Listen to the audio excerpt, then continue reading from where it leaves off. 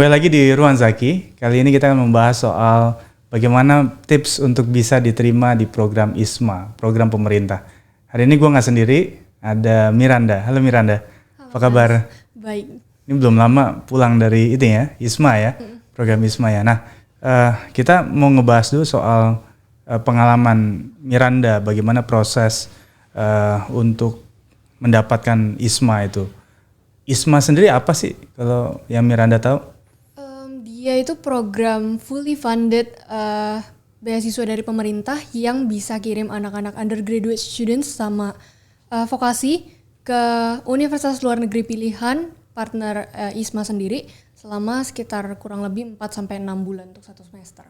Oh gitu ya. Jadi apa orientasinya sebenarnya dari ini ISMA udah berapa angkatan ya setahu Miranda?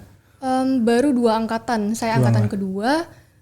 Sekarang lagi seleksi untuk angkatan ketiganya. Ketiga ya. Orientasinya apa setelah 2 angkatan ini berhasil dijalankan oleh pemerintah? Apa hasilnya kira-kira setelah menjadi alumni ISMA itu? Tujuan ISMA sendiri itu sebenarnya untuk memperkaya lulusan-lulusan Indonesia sendiri, undergraduate students di Indonesia. Jadi kita bisa lihat kalau misalnya tren industri sekarang itu nggak cuman melulu satu industri, satu mata kuliah aja atau satu bidang aja gitu terus-terusan di industri. Tapi sekarang kita bisa lihat banyak industri yang justru berkembang dengan ilmu-ilmu yang justru dikombin dari beberapa industri, beberapa bidang gitu. Nah itu yang sebenarnya ditujukan oleh ISMA supaya anak-anak undergraduate students ini selain kita belajar di major atau jurusan kita masing-masing, itu kita bisa belajar multidisciplinary di universitas-universitas partner ISMA itu sendiri. Jadi kalau dulu negara itu selalu menggaungkan soal linearitas katanya. Betul. Bahkan kalau mau jadi profesor tuh harus linear S1 sampai S3. Nah kayaknya cara berpikir itu udah mulai digeser tuh. Karena Betul. melihat semua orang itu memang harus menguasai banyak ilmu pengetahuan gitu ya. Oke dia spesialis pada bidang hukum tertentu. Tetapi sekarang persoalan hukum juga tidak melulu hanya soal hukum ya. Zaman pandemi kita tahu bagaimana hukum kesehatan menjadi primadona pada saat itu ya. Bagaimana kemudian tanggung jawab negara, tanggung jawab swasta misalnya, ketika kemudian timbul banyak korban ya gara-gara virus dan sebagainya. Dan luar negeri pasti international exposure ya. Betul. Biar kemudian kita juga tahu bagaimana sih cara pendidikan di luar negeri itu bekerja gitu, sehingga kemudian kita juga bisa terbiasa ketika misalnya pasca kampus kita bekerja di multinational company. Jadi kita terbiasa juga berinteraksi dengan lulusan-lulusan kampus luar negeri. Jangan sampai kemudian kita cuma punya satu pandangan dalam selama kita studi 4 tahun itu. Betul. Dan kita kurang gaul lah kira-kira gitu ya ketika kita nggak bisa masuk dalam ISMA ini. Nah biasanya tiap angkatan tuh ada berapa pelamar ISMA yang Miranda tahu? Karena baru 2 angkatan, untuk angkatan pertama itu setahu saya pelamarnya masih dikit karena memang ISMA waktu itu hanya sekitar 2 minggu, pokoknya kurang dari 1 bulan untuk mereka promosi program ISMA itu sendiri. Jadi banyak orang yang jujurnya memang belum tahu ada program ISMA. Kemudian di angkatan saya karena udah ada pengalaman 1 angkatan gitu, itu benar-benar membludak sampai pelamarnya aja 7.500, sedangkan yang keterima itu cuma sekitar 1.100. Oh gitu ya, jadi artinya dulu pernah Mas dengar itu dari sisi IPK, TOEFL itu udah paling tinggi tuh nilai-nilai mereka ya. Nah ini kalau di angkatan kedua gimana pengalamannya? Untuk angkatan kedua yang pasti lebih ketat lagi daripada angkatan pertama. Saya memang mendengar kebanyakan yang terpilih, memang hampir semua yang terpilih itu memang yang top IPK sama TOEFL-nya misalnya. Cuman nggak menutup kemungkinan bahwa kita sendiri, bahkan saya yang udah jadi alumni ISMA angkatan kedua, saya juga nggak bisa bilang pasti bahwa yang dilihat memang hanya IPK dan TOEFL. Yang pasti essay, terus semua kepribadian, lalu CV dan segala macam, pengalaman-pengalaman organisasi dan non-akademis itu semua juga dilihat jadi pertimbangan. Nah kalau essay itu apa yang mereka minta? Untuk angkatan saya itu ada kalau nggak salah 4 pertanyaan. Yang pertama itu tentang kegiatan akademis di sekolah, di universitas apa aja, kira-kira masalah yang pernah kita hadapi, kemudian bagaimana cara kita mengatasinya, kemudian ada juga pertanyaan tentang riwayat kesehatan kita, kira-kira bagaimana kita deskripsikan riwayat kesehatan kita baik secara fisik maupun mental, karena satu hal yang saya cukup salut dari program ISMA, dia nggak hanya mengirim kita ke luar negeri, mungkin belajar juga dari angkatan pertama dan angkatan kedua saya, tapi mereka nggak hanya mengirim kita anak-anak undergraduate ini dengan catatan kita sehat secara fisik, tapi mereka juga make sure kalau misalnya kita memang either sehat secara mental atau kesehatan mental kita juga walaupun kita di luar negeri itu juga dijaga terus. Kemudian ada pertanyaan juga mengenai kira-kira kalau kita keterima ISMA kemudian kita pergi ke luar negeri, apa yang bisa kita lakukan, apa yang akan kita lakukan untuk engage sama local community di sana. Kalau boleh tahu sedikit bocoran jawabannya dari beberapa pertanyaan itu, Miranda sendiri waktu itu menjawabnya gimana? Untuk riwayat kesehatan sebenarnya saya nggak begitu banyak keluhan, mungkin cuman saya deskripsikan soal mungkin bagi cewek ya, menstruasi setiap bulan itu kira-kira sakitnya bisa ditahan atau enggak, atau apa yang saya lakukan untuk tahan sakit itu. Kemudian riwayat kesehatan dari masih kecil, mungkin misalnya pernah kena COVID atau enggak, atau mungkin TBC itu salah satu juga yang jadi pertimbangan besar. Kemudian untuk pertanyaan terkait kira-kira pengalaman-pengalaman akademis dan non-akademis apa aja yang pernah saya hadapi sebagai masalah, itu waktu itu saya deskripsikan pengalaman saya jadi Secretary and Treasurer untuk the 2021 Asian English Olympics. Itu Olimpiade Inggris se-Asia terbesar yang dilaksanakan oleh Binus English Club. Waktu itu saya masih jadi aktivisnya dan dapat kesempatan untuk jadi sekretaris dan bendaharanya. Tapi waktu itu kendala terbesarnya adalah karena the 2021 AEO itu pertama kalinya dilaksanakan secara online karena pandemi kan. Memang di tahun sebelumnya itu kita sempat menjadi staff untuk yang offline-nya, on-site-nya, cuman ketika di 2021 itu pertama kalinya saya pegang event internasional jadi sekretaris dan bendaharanya. Terus pertama kalinya saya pegang event sebesar itu yang online.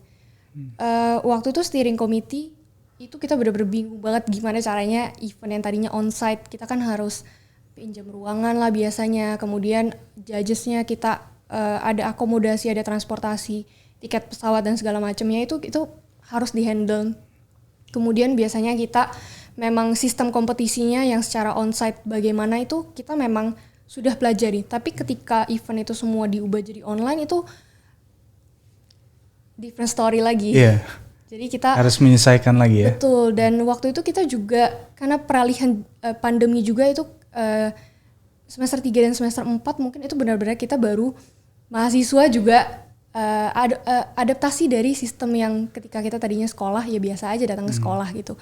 Kemudian tiba-tiba semuanya jadi online, tugasnya jadi banyak. Itu banyak sekali peralihan waktu itu yang kita jadi kendala tersendiri either buat kita sebagai panitia acara atau sebagai mahasiswa gitu. Itu saya deskripsikan sebagai masalah terbesar saya waktu selama kuliah. Kemudian untuk pertanyaan yang gimana caranya kalau misalnya kita terpilih jadi award di ISMA itu kita di luar negeri gimana engage dengan local community, itu sebenarnya balik lagi ke masing-masing orang. Misalnya saya bilang saya suka hal-hal yang berbau dengan kultur, budaya, kemudian saya suka observasi perilaku orang, tingkah-tingkah atau kira-kira latar belakang mereka melakukan sesuatu atau cara pandang mereka itu saya sukai memang. Nah, berkaitan dengan itu berarti apa yang akan saya lakukan adalah berhubungan dengan hal-hal itu. Saya bisa engage secara budaya, misalnya dari puisi atau dari mengunjungi tempat-tempat bersejarah atau tempat-tempat museum di sana. Kemudian dari makanan dan dari film misalnya, itu kan semua juga pertukaran budaya yang bisa kita gunakan untuk lebih engage dengan local community di sana. Oh iya, jadi kira-kira itu gambarannya tuh jawaban dari pertanyaan-pertanyaan itu. Mungkin tahun depan belum tentu sama pertanyaannya ya. Tapi paling tidak ada gambaran bagaimana kita menjawab pertanyaan-pertanyaan esai dari ISMA itu ya. Kemudian juga wawancara pasti ada ya? Ada. ISMA itu secara online atau offline waktu itu? Online. Online ya. Jadi satu persatu ya, setiap peserta itu dapat waktu kira-kira berapa lama tuh dengan interviewer? Sekitar 30 menit sampai 1 jam sih. Oh, 30 menit sampai 1 jam dengan bahasa Inggris. Bahasa Inggris semuanya ya, nggak ada yang bahasa Indonesia ya? Full bahasa Inggris. Full bahasa Inggris ya. Dan apa aja kira-kira yang kalau cerita-cerita sama teman-teman yang keterima itu, lu dulu ditanyain apa sih? Wah banyak. Sebenarnya kayak secara templatif ya interview banyak pertanyaan yang kayak ya ala-ala beasiswa lah kira-kira. Ya ceritakan tentang diri kamu, kemudian apa kelemahan dan kekuatan kamu. Terus kira-kira apa tujuan kamu daftar ke beasiswa ini, apa yang pengen kamu raih di akhir beasiswa ini. Kemudian hal-hal terkait kayak apa yang membuat major kita atau apa yang membuat kita secara personal itu mau studi ke luar negeri gitu. Apa benefitnya buat kita dalam jangka panjang. Hal-hal yang kayak gitu sih. Ada pertanyaan jebakan apa kira-kira? Saya pernah dengar kalau misalnya ada yang ditanyain tuh pertanyaan yang bener-bener kayak di luar nalar gitu ya. Ada yang ditanyain waktu itu disuruh ceritain kamu tahu apa tentang Nazi? Oh gitu. Atau bagaimana pendapat kamu tentang kenaikan harga minyak goreng misalnya. Itu isu yang lagi kontemporer kali ya. Betul. Cuma kalau Nazi nggak tahu tuh alasannya. Apa karena dia mau ke Jerman? Iya betul. Oh. Itu waktu itu jadi kayak ketika Mata umum lah ya. Ketika kita kayak dengar ada yang ditanyain kayak gitu, wah kita langsung cari budaya sama sejarah negara-negara yang kita tuju. Iya. Jadi ya 30 menit sejam oke lah ya. Nggak terlalu ini ya, lama tapi bahasa Inggris. Jadi effortnya luar biasa ya. Dan pada saat itu pengumumannya gimana tuh? Dari proses terakhir interview ya berarti ya. Kemudian diumumkan berapa lama rentang waktunya? Proses ISMA itu nggak lama. Seingat saya itu bahkan mungkin sekitar semingguan aja. Seminggu langsung diumumkan ya? Iya betul. Oh gitu. Dan setelah itu ada kontrak mungkin atau apa? Ada sebenarnya dari sebelum kita daftar selama proses kita daftar pun mereka sudah memang wanti-wanti kira-kira kewajiban kita apa aja. Kemudian banyak surat yang juga harus kita tanda tangan bermaterai juga. Nah di akhir ketika kita di pengumuman keterima, perbedaannya dari angkatan pertama itu kalau nggak salah angkatan pertama itu ditanyain mereka mau lanjut atau nggak verifikasi gitu kan. Tapi di angkatan kedua itu kalau kita nggak dikasih pilihan mau atau enggak, memang kita harus berangkat. Harus berangkat. Kita harus tanda tangan surat yang menyatakan kalau memang kita tahu konsekuensi kemudian apa aja yang harus kita lakukan sebagai penerima beasiswa. Gitu. Rata-rata tuh setiap peserta dapat berapa anggaran dari negara? Beda-beda sih karena ini memang skemanya LPDP, jadi dana yang diberikan itu beda-beda tergantung setiap region kita. Misalnya US itu dapat berapa, Kanada dapat berapa, Australia dapat berapa, itu beda-beda. Dan yang pasti perhitungannya memang mereka sudah pastikan kalau itu bakal cukup untuk kita dan sesuai dengan biaya hidup rata-rata orang-orang di. Apa aja sih yang di cover tuh? Fully funded itu di cover bener-bener semuanya sampai kalau misalnya saya kemarin masih ada kalau di Taiwan tetap harus karantina. Itu hotel karantina kita semua dibayar, visa dibayar, tiket pesawat bolak-balik juga dibayar. Bahkan kalau misalnya kita dari luar Jakarta, semua keberangkatan ke luar negeri itu dari Jakarta. Sampai GrabCar juga? Oh enggak itu mas. Jadi kayak kereta misalnya dari Surabaya ke Jakartanya itu dibayar. Tapi memang pasti ada peraturannya. Iya. Dan kemudian transportasi selama di sana juga termasuk ya?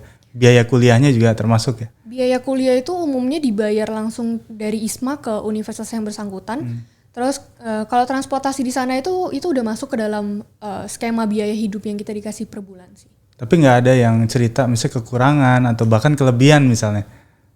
Kalau dananya? Kelebihan harusnya ada kalau misalnya kita pandai-pandai mengolah keuangan. Tapi itu tetap punya hak kita? Iya betul. Oh gitu ya, nggak perlu dikembalikan ke negara? Nggak perlu.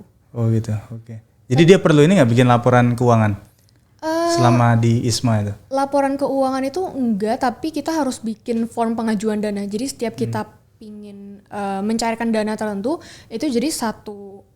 Kalau misalnya kita pergi ke satu universitas, biasanya satu universitas itu kita langsung bagi ada divisi apa. Jadi satu tim itu misalnya gitu Mas. Nah kemarin saya juga kesempatan jadi bendahara untuk batch saya yang pergi ke universitas saya. Kemudian itu jadi tugasnya bendahara adalah kita bikin form pengajuan dana itu. Nah itu form itu kemudian dibagikan template-nya. Jadi satu host universitas itu nanti punya template yang sama gitu. Dana itu ditransfer ke rekening pribadi peserta? Rekening pribadi. Oh gitu. Kalau di luar negeri itu gimana? Pakai bank apa? Tetap semua ditransfer ke, jadi setiap peserta itu diharuskan buka rekening BRI. Oh BRI. Iya. Nah rekeningnya semua dananya semua ditransfer ke rekening BRI, cuman di luar negerinya itu entah kita mau cairkannya kayak gimana itu terserah kita. Gitu ya, nggak ada kendala lah ya soal pencairan itu ya? Nggak ada sih Mas. Nah, susah nyari duit ya, nyairin mah gampang. Apalagi yang kemudian tips buat teman-teman nih kalau mau ikut ISMA di angkatan-angkatan berikutnya? Paling kalau dari saya sih perhatikan baik-baik misalnya host university sama negara yang dituju nih. Kira-kira apa tujuan kita benar-benar untuk ngambil study abroad ini, kenapa harus ISMA, kenapa kita pilih host university itu kita harus kenal semua, udah harus ada di luar kepala lah. Itu penting banget khususnya buat essay sama buat interview, karena dari essay dan interview itu benar-benar yang paling pentingnya mungkin buat seleksi ISMA itu. Dari essay dan interview itu kita dilihat apakah kita konsisten, apakah yang kita bilang ini penting loh buat kita itu benar-benar tercermin dari essay dan jawaban interview kita. Jadi itu yang kira-kira harus dipersiapkan oleh kita semua kalau kita kemudian ingin mendaftar ISMA, dan tentu saja proses itu dimulai dari kampus masing-masing sebelum nanti di tingkat nasional kemudian akan ada seleksi yang kemudian dilakukan. Makasih Miranda buat sharingnya soal ISMA. Sampai ketemu lagi di Ruang Zaki berikutnya.